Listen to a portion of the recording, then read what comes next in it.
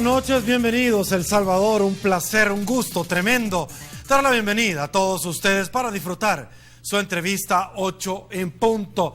Qué rico abrir la semana, por supuesto, con su sintonía. Esta noche, ya lo habíamos adelantado, estaremos abordando las diferentes resoluciones más recientes que ha emitido la Sala de lo Constitucional de la Corte Suprema de Justicia, entre otras, por supuesto, la admisión de la demanda en contra del CITRANS. Conoceremos también las ponderaciones que se hicieron con relación a determinar que las maras pueden constituirse como grupos terroristas en este país y por consiguiente la aplicación de la legislación correspondiente. También estaremos conversando sobre la difusión roja, si señores es equiparable igual a una detención.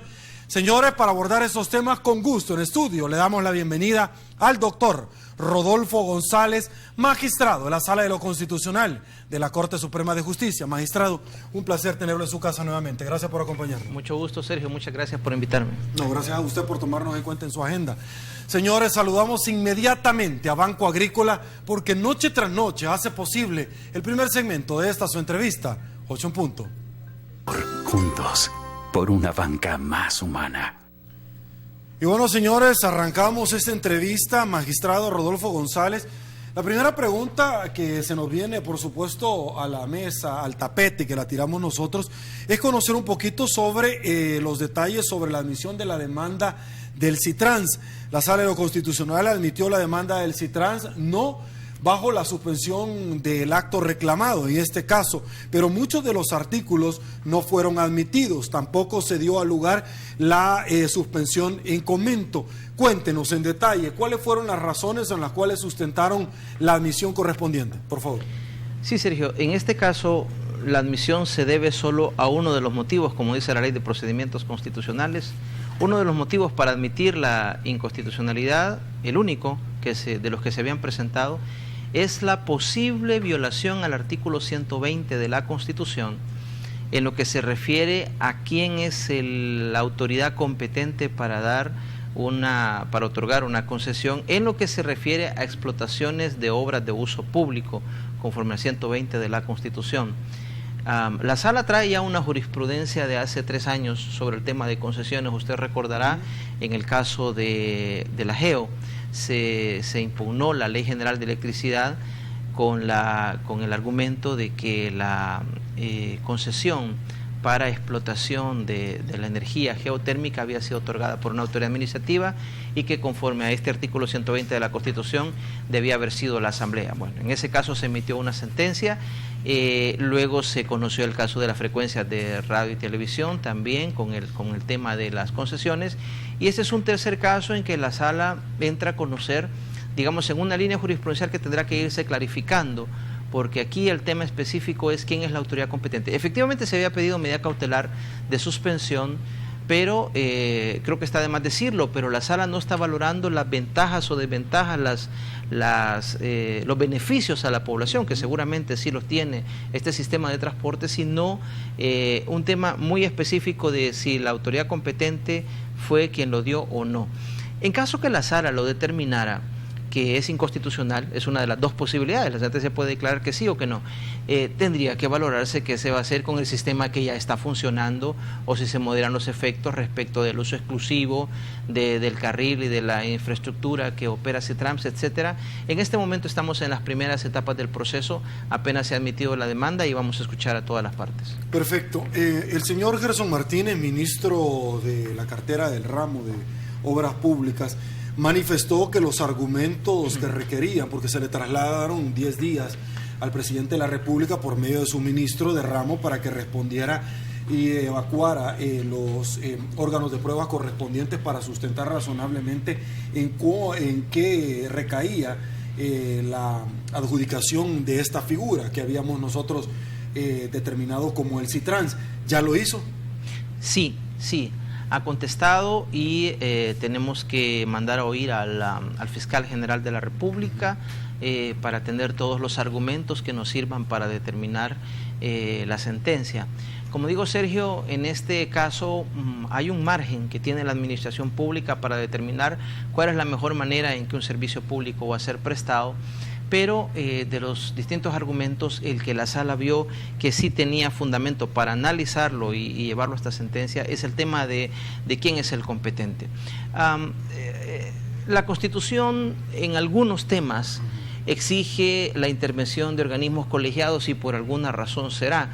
Entre una autoridad administrativa que es apenas un funcionario que decide él, digamos, con su equipo técnico, y un organismo colegiado como puede ser la Asamblea Legislativa, donde inciden distintos grupos políticos, etcétera, hay una decisión del constituyente de que esto sea un tema de la Asamblea y estamos vigilando a ver si no se usurpó o se violentó las competencias de la Asamblea al dar esta concesión. Perfecto. Otra de las resoluciones, magistrado, amigos televidentes, que nos ha llamado muchísimo la atención, es que vimos nosotros días previos a las vacaciones de agosto, donde en alguna medida diferentes grupos, tanto del ente corporación policial como el ente castrense, se estaban manifestando por un aumento salarial o una nivelación salarial. Se interpuso una demanda por parte del señor Luis Arquímedes Cervellón Rodríguez en contra del ministro de la Defensa, abogado de los demandantes, quien sostuvo la privación de libertad que sufren los militares capturados, que es inconstitucional. La sala consideró que la solicitud de habeas corpus ha sido presentada satisfactoriamente. Yo recuerdo, y ustedes por supuesto también por medio de todos los cobertura que hemos dado, que se dijo que los militares iban a ser procesados por el delito de sedición contra la patria, rebelarse, es decir, prácticamente un golpe de Estado, si usted lo quiere ver así. ¿Cómo se sustenta la admisión de esta demanda? Es interesante el caso, si usted quiere verlo desde la perspectiva técnica, es que es presentado no por alguien, pariente, abogado defensor, ni por uno de los detenidos, sino por un ciudadano cualquiera que dice: yo me he enterado que hay 14 miembros de la Fuerza Armada que salieron a marchar, no sé si iban armados o no, eso habrá que determinarse en el proceso, pero en los medios de comunicación se supo que lo que estaban pidiendo era, por igualdad, que se les diera un bono similar al que se le dio en julio a la Policía Nacional Civil. Es un poco grave, Sergio, la acusación de procesar a estos soldados por el delito de sedición. Recordemos que según nuestra Constitución, este tipo de delitos, si estuviéramos en una situación de guerra internacional y delitos atribuidos a personal militar, conforme al Código de Justicia Militar, sería causal de pena de muerte. Decir que, por supuesto, es un delito gravísimo, decir que es tan grave que este personal militar haya salido, estos 14 soldados, a reclamar, que es lo que ellos dijeron que salieron a hacer, a reclamar por igualdad una prestación de tipo laboral. Bueno, la sala vio suficientes elementos y entró a conocer. Luego se supo, pero no oficialmente, no se nos ha enterado de la Secretaría que haya llegado una nota del Ministerio de Defensa diciendo que ya fueron puestos en libertad. Se supo así de manera informal que ya han sido puestos en libertad, y eso tiene una incidencia, como usted sabe, en el proceso de habeas corpus. Habrá que ver, pero en todo caso se admitió por considerar lo grave que puede ser una acusación de delito de sedición a personal militar que está, según ellos lo señalaron, reclamando prestaciones laborales, que al final son empleados que tienen sus derechos laborales como todo servidor público. No pretendo hacerlo caer en ningún error, porque seguro hay muchas personas que están viendo la entrevista 8 en punto, unas muy atentos como todas las noches, pero otras con una taza de café y una semita esperando que el magistrado se resbale para decir que omitió juicio de valor con relación a esto. Sin embargo, debo de preguntarle, porque yo hablo con todo el mundo y a la misma vez con nadie, y más de alguna persona me dice: mire, los pusieron en libertad. Sí, es de esperarlo que los pusieron en libertad, porque automáticamente la causa invocada de privación de libertad ya no se está dando, que es la que lleva precisamente al habeas corpus.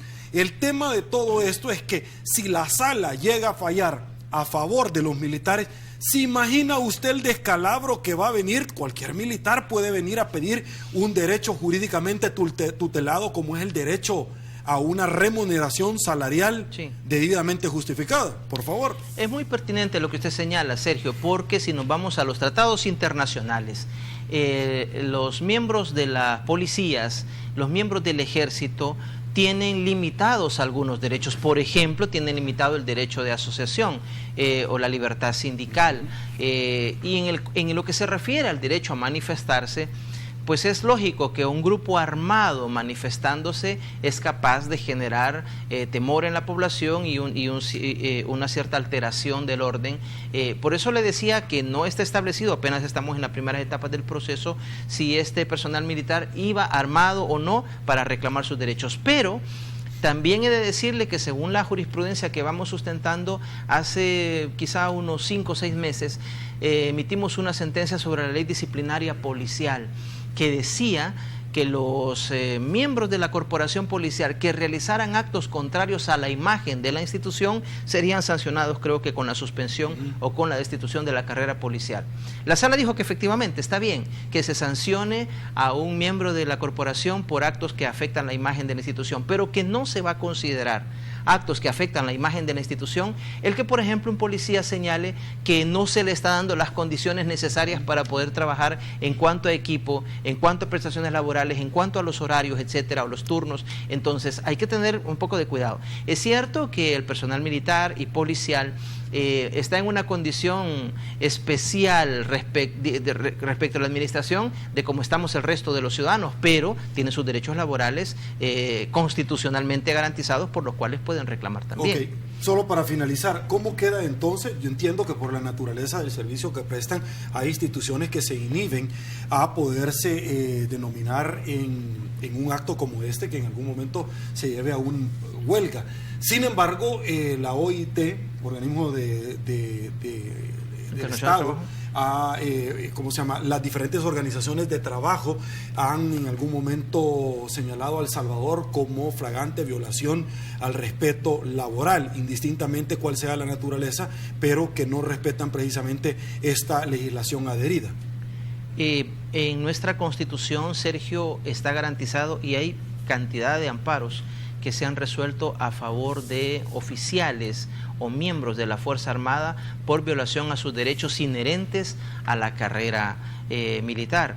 Y también está reconocida a veces por la Constitución, a veces por la ley, otro tipo de carreras, la carrera judicial, la diplomática, la policial, la docente, etcétera. Y hay un sentido en la Constitución, es profesionalizar a los servidores públicos, que sean burócratas, no en el sentido peyorativo de la palabra, y por supuesto tienen sus derechos. Ahí hay que ponderar, por un lado, la necesidad de que no se altere el orden público por policías, por militares que reclaman sus derechos bajo amenaza, armados, pero por otro lado que se respete plenamente sus derechos constitucionales laborales. Perfecto, señores, vamos a la primera pausa en 8 en punto, quédese con nosotros. Tenemos mucho que ofrecerle esta noche, no solamente con nuestro invitado y acceder a los argumentos de los cuales han esbozado para la admisión de diferentes demandas. Estamos pendientes de que se haga precisamente la entrega en 2 vías del niño Cusworth Casanela, el niño que fue precisamente interpuesto la demanda contra un galeno, contra el ginecólogo que se ventiló en los tribunales este día la demanda y donde ya el examen de ADN ha determinado quiénes son los padres. Quédese con nosotros, pausa, volvemos.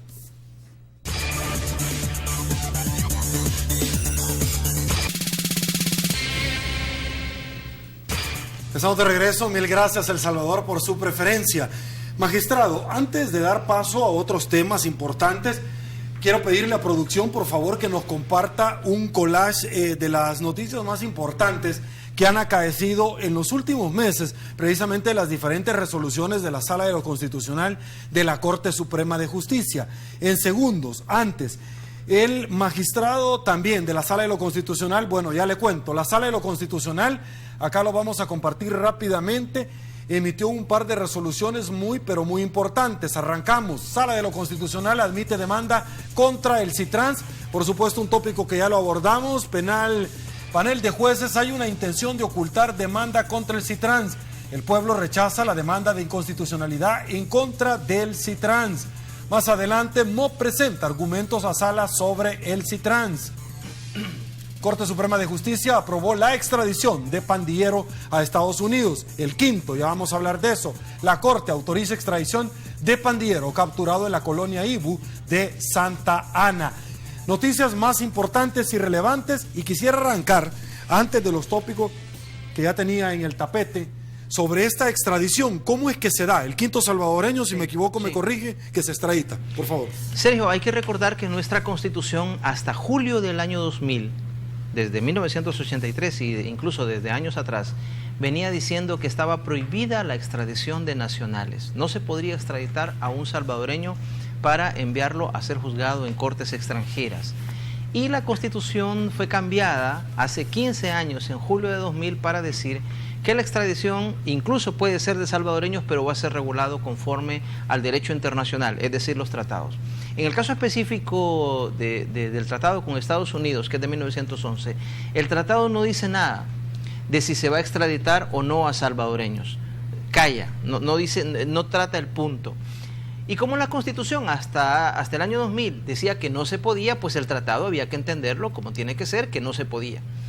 De 2000 para acá se ha dado esta situación de que no hay un nuevo tratado con Estados Unidos específicamente, que es donde se han enviado 5 salvadoreños ya. Pero la Corte Suprema, yo creo que emitió una de las sentencias más importantes como Corte Plena en diciembre de 2009, en el que dijo, efectivamente, la Constitución ya fue cambiada. Ahora sí se acepta la posibilidad de que un salvadoreño nacional con única o doble nacionalidad, pero que sea salvadoreño, sea extraditado a petición de otro país. Y en el caso del tratado con Estados Unidos, como el tratado no dice nada, pues entonces es la Corte la que va a decidir, y la Corte optó por enviar al primero hace 6 años. Así se han enviado en estos años a 5, y yo creo que no podemos ocultar la realidad. El crimen transnacional, las migraciones, el avance de las comunicaciones hace que los estados estén más interconectados. Pensemos los delitos que se cometen con uso de internet, etcétera. Con las migraciones, con el grupo de carteles de la droga que cruzan fronteras e irrespetan los territorios de los estados para traficar drogas o trata de personas, etcétera. Los estados tienen que unir esfuerzos, y una herramienta importantísima para esto es la extradición. Ahora se está intentando dar un paso más allá. Hay un país que está pidiendo una extradición, pero es un tratado que ahí sí parece que se está negando. Bueno, se están considerando las posibilidades para seguir con el mismo tono con que se ha traído las extradiciones con Estados Unidos, concederlas y unir esfuerzos los países para el combate a la criminalidad. Perfecto. Me voy a la otra resolución, y es una resolución que a título personal me ha llamado muchísimo la atención, magistrado.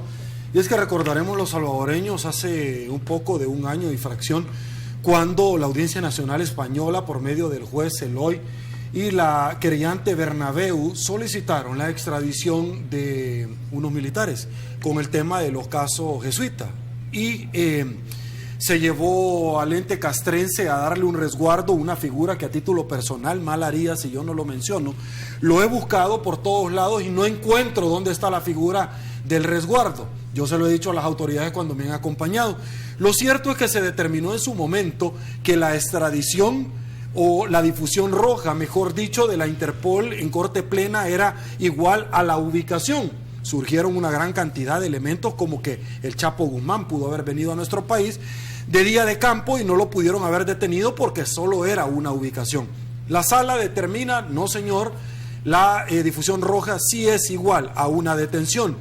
Cuénteme, porque se disparan las alarmas y dicen, bueno, entonces hoy hay vía libre para mandar a estos militares para España. Por favor. Bueno, hay que distinguir el proceso concreto donde se dio este criterio de Corte Plena y esta otra resolución de habeas corpus, porque no ha sido en ese proceso donde se dio el cambio de criterio, por lo menos desde la perspectiva de la Sala de lo Constitucional. Corte Plena efectivamente en el segundo semestre de 2011 entendió una difusión roja girada a Interpol y atendiendo a la petición del juez Eloy Velasco de la Audiencia Nacional de España, lo interpretó como una orden de localización, pero que no se podía siquiera proceder a la detención de la persona reclamada hasta que Corte Plena determinara que era procedente la extradición. Ese criterio, en esta resolución reciente de agosto de la Sala, se dice que es equivocado porque invade por parte de la Corte las competencias que tiene Interpol.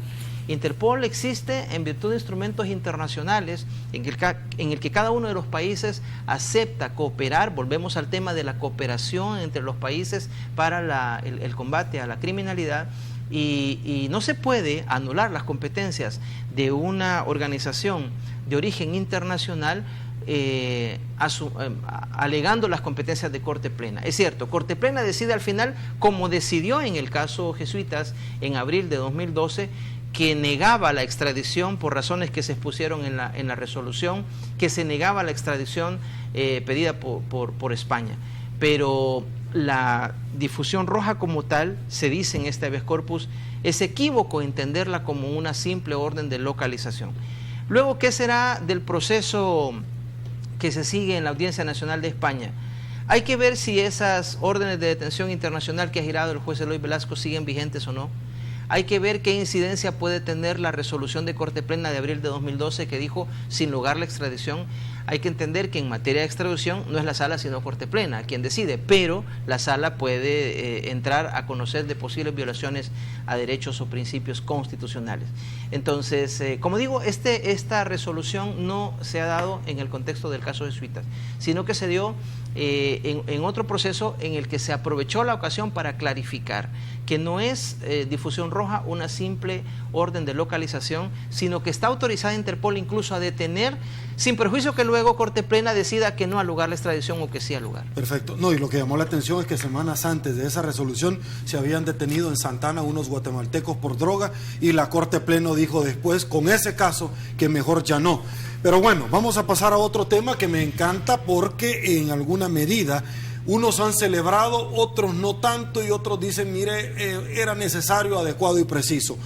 La Sala determina que las maras son considerados grupos terroristas, por lo tanto, cualquier denominación de estas que esté al margen de la ley, por lo tanto, se dice, las implicaciones es que se le puede aplicar la normativa y que un juez ya no puede renegar de eso, y dos, que no se puede tener ningún tipo de, semánticamente hablando, de tregua, acercamiento, conversación, llámele como usted quiera, que en el pasado se sostuvo. Por favor. Comenzando por esto último, Sergio, ya se había dicho en una sentencia de hace 3 años, cuando se sentenció sobre la posible inconstitucionalidad, se decía en su momento, de la existencia de los tribunales especializados que fueron creados por la Ley Especial contra el Crimen Organizado y Delitos de Realización Compleja.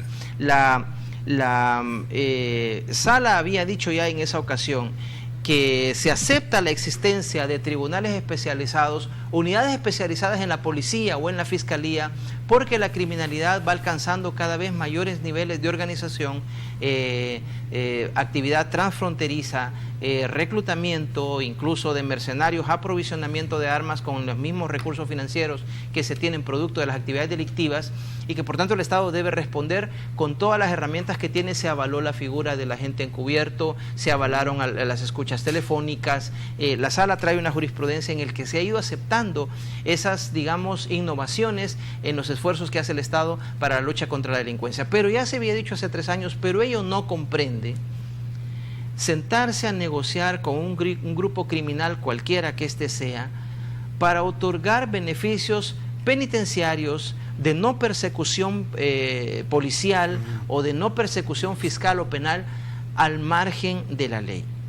Aquí es importante porque en el caso de las pandillas se ha dicho, y si una pandilla o una organización, una ONG, pide que se mejore las condiciones carcelarias de hacinamiento, de afectación a la salud o de malos tratos en contra incluso de instrumentos internacionales, no solo la ley y la Constitución, ¿eso implica que se está haciendo apología? Por supuesto que no.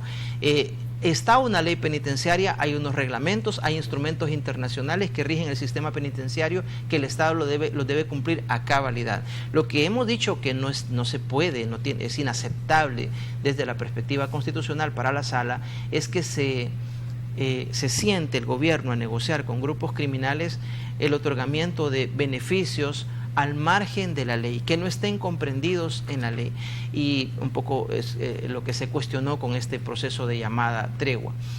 La Sala, ¿por qué entra a la calificación de las pandillas como grupos terroristas? Usted ve toda la sentencia en que se impugnaban cantidad de artículos de la ley contra actos de terrorismo, uno de los argumentos centrales de los demandantes era que no se aclaraba qué se va a entender por terrorismo. Hay por lo menos 50 años de que los distintos países vienen casi de forma, con ejemplos señalando atentados al transporte aéreo, a los trenes, a instalaciones militares. Se viene señalando algunos elementos, si usted quiere, de forma fragmentaria, pero no se ha trabajado de forma sistematizada qué se va a entender por terrorismo. Por supuesto que tampoco la Sala de lo Constitucional es la idónea para decirlo, pero en la realidad concreta que estamos viviendo, cuando se analiza si esto realmente es tan abstracto que da lugar a arbitrariedades, la sala dice no, tenemos una realidad concreta donde hay grupos que tienen estas y estas características: control de territorio, pretensión de controlar a la población incluso en cuanto a sus derechos de educación, derechos políticos, sus derechos al trabajo, cuándo van y cuándo no van a trabajar, hasta cómo se van a vestir. Eso, si lo vemos con estos y estos elementos, encaja en el concepto de grupos terroristas y es lo que se concluyó en la sentencia. Perfecto. Señores, magistrado, voy a una nueva pausa comercial. Al regresar vamos a abordar dos temas que me parece que van de la mano. Uno de ellos es declaraciones de probidad de expresidentes de la República y otros funcionarios.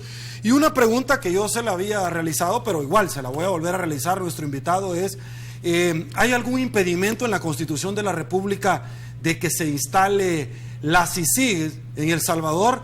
Ya me la ha contestado, pero se la vamos a volver a preguntar para nuevamente recordarles a muchas personas lo que dijo el magistrado en su oportunidad. Pausa, volvemos.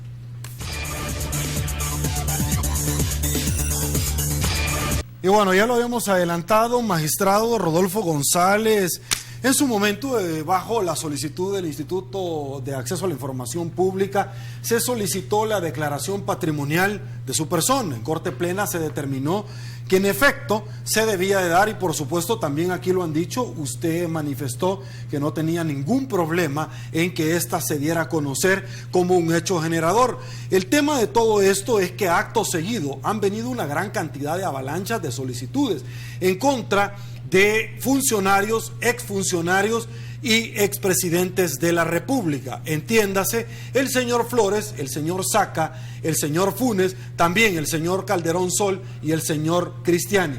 Lo que a mí me ha llamado la atención de esto es que el señor Blanco, magistrado también de la Sala de lo Constitucional de la Corte Suprema de Justicia, ponderó: pueden arrojar sorpresas informes de bienes de funcionario. Magistrado de la Sala manifestó que podrían surgir casos de enriquecimiento ilícito, una figura tipificada en el Código Penal.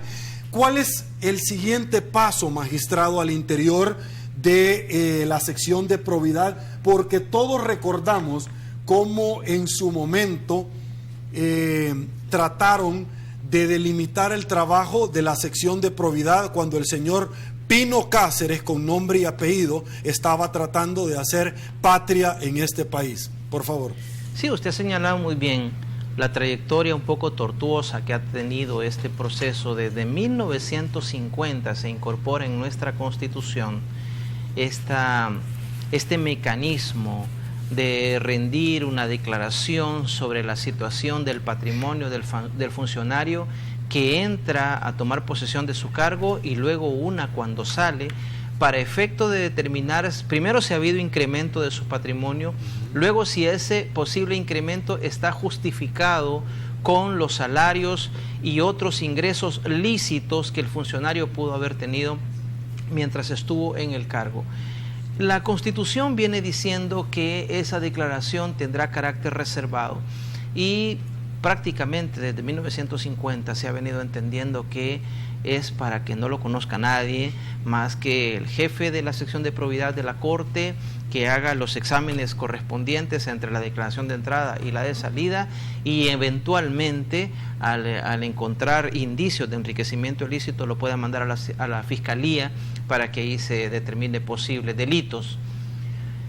Un elemento importante de la transparencia es lo que se dio en julio de este año. En primer lugar, el Instituto de Acceso dijo que el carácter reservado se refiere a los datos confidenciales personales que no tienen incidencia, no tienen importancia para el interés público saber del funcionario, pero que sí es de interés público saber su situación patrimonial de entrada y de salida. Y luego Corte Plena, después de algunas dudas y cavilaciones que se tuvo, pues afortunadamente se resolvió en la última semana de julio que se den a conocer. Se empezó con la declaración mía, podría haber sido de cualquier otro magistrado o de cualquier otro funcionario judicial, y al final ahora hemos empezado a conocer, por el trabajo de los mismos medios de comunicación, algunos casos que por lo menos dan la impresión de que hay indicios de enriquecimiento ilícito. Por supuesto, respetando la presunción de inocencia y el debido proceso, se tiene que investigar. ¿Cuál es el siguiente paso que se tiene que seguir? La sección de probidad de la Corte Suprema de Justicia tiene que hacer el examen de las declaraciones para determinar y observar los posibles incrementos no justificados, y en caso de que estos no sean solventados, no sean aclarados, certificar a la Fiscalía General de la República. Afortunadamente, después de la resolución de Corte Plena de la última semana de julio, del 28 de julio de este año, se ha continuado con esa idea de que la Corte o algunos magistrados estén pendientes del trabajo, más cerca del trabajo de la sección de probidad, para que este examen de el cotejo de las declaraciones se haga, y de cualquier indicio que vaya apareciendo de funcionario, se dijo en la resolución, actual o pasado, que esté en el cargo o que ya haya estado. Más todavía cuando ya sale, porque se tiene la declaración de entrada y la de salida y se puede hacer el cotejo. Y en caso de aparecer indicios de enriquecimiento, mandarlo a la Fiscalía, que es lo que corresponde. Es el siguiente paso que se tiene que dar, y yo creo que los medios están haciendo un papel importante, haciendo uso del derecho de acceso a la información. Tanto la sección de probidad como el oficial de información de la Corte están entregando las declaraciones que se piden, y cada quien hace su análisis. Por supuesto que el análisis determinante, vinculante, que determine responsabilidad es el que hará la probidad y la Fiscalía, pero el paso en transparencia creo yo que ha sido muy importante. Perfecto, y vamos a estar muy pendientes porque ciertamente se han pedido las declaraciones patrimoniales de otros funcionarios públicos, y las preguntas se las vamos a hacer acá. ¿De dónde ha generado ese pistillo, señor? La CICIG en nuestro país, usted en su momento me lo contestó, pero es importante refrescar conceptos. ¿Lo prohíbe la Constitución? Bueno, hay muchos pronunciamientos constitucionales que los ha derivado la jurisprudencia que no están explícitos, y hay, como usted sabe, Sergio, opciones, si usted quiere, metodológicas o jurisprudenciales para interpretar la Constitución. La mejor manera de interpretar la Constitución no es con la literalidad, sino a partir de todo el contexto global de la Constitución. Está la atribución del fiscal para promover la acción penal. Sé que por años se vino diciendo en el ámbito de la justicia penal en nuestro país que hay un monopolio de la acción penal por parte del fiscal. La Sala, en una sentencia de diciembre de 2010, dijo no hay ese monopolio.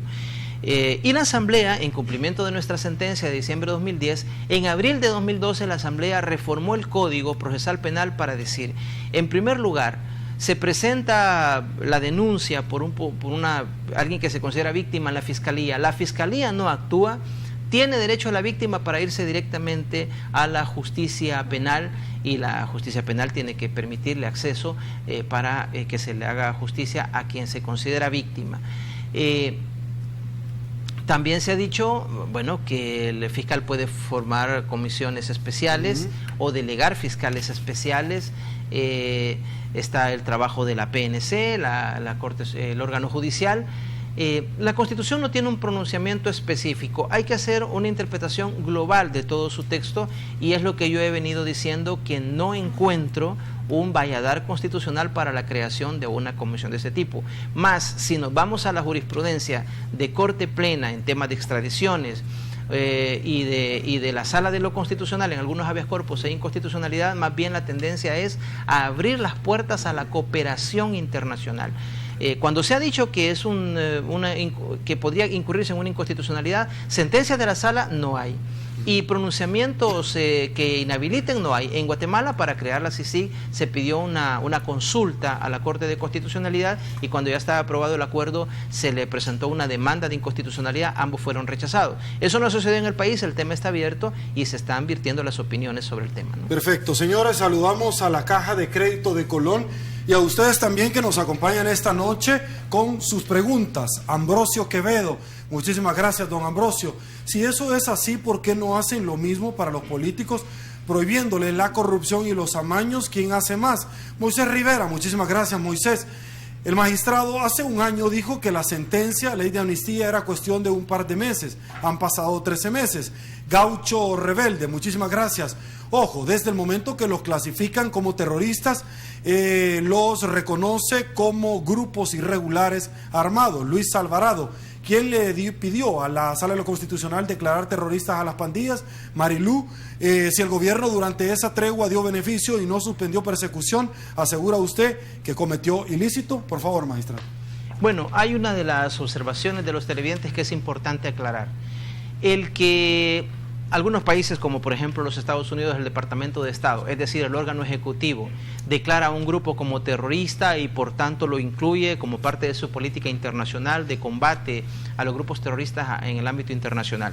O en el caso nuestro, que se hace en un pronunciamiento de la sala, no porque alguien lo hubiera pedido, por eso no está dicho en el fallo, sino es lo que se conoce en el argot judicial como un obiter, un obiter dictum, un pronunciamiento que se hace al paso, pero que nos parece que es importante porque estaba en duda la determinación de cuándo vamos a estar en presencia o no de un grupo terrorista. Pero ojo con esto, un pronunciamiento de este tipo, ya sea que lo haga el Ejecutivo, la Asamblea Legislativa, como se está diciendo ahora en Honduras, o el órgano judicial, como en el caso de El Salvador, no necesariamente implica, parece que alguien lo ha señalado ahí, que el derecho internacional le reconoce carácter de beligerante y que hay que sentarse con ellos para hacer unos nuevos acuerdos de paz y que formen un partido político, etcétera. No implica eso. Es decir, hay distintos grupos terroristas, algunos con fines políticos, y eso encaja en el concepto de delito político del Código Penal, y otros, como el caso de las pandillas, que no se advierte que tengan una finalidad política y por tanto no se justifica un reconocimiento de capacidad o de beligerancia como para sentarse a negociar nada con ellos fuera de la ley. Ok, tengo un minuto. Solamente, ¿cuándo vienen las resoluciones de los 900 millones y la ley de amnistía, como preguntaba alguien? Bueno, lastimosamente o afortunadamente, la sala es un tribunal colegiado y a pesar de lo que por años se ha venido diciendo, no todos pensamos igual. Lo que se conoce siempre es el producto final de una sentencia, donde a veces firmamos 3, 4, 5, pero antes ha habido debates muy intensos. El viernes estuvimos deliberando en la sesión de sala ordinaria sobre el tema de los 900 millones. En la sesión de sala de este día hemos dado un avance analizando, por ejemplo, el informe de la Comisión de la Verdad para el tema amnistía. Se va trabajando poco a poco, pero la resolución saldrá cuando se tenga los 4 votos para ese tema.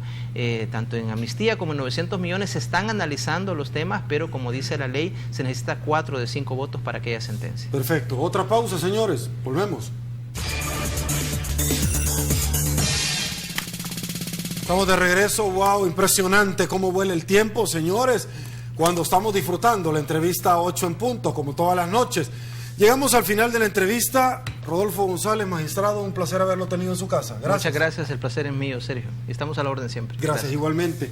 Amigos televidentes, un gusto, soy Sergio Méndez. Hoy lunes 7 de septiembre del 2015. Así están las cosas hoy por hoy en nuestro país. Si le gustó la entrevista, coméntela mañana. Pase muy buenas noches, será hasta mañana. Y una vez más, que el Señor los bendiga a todos.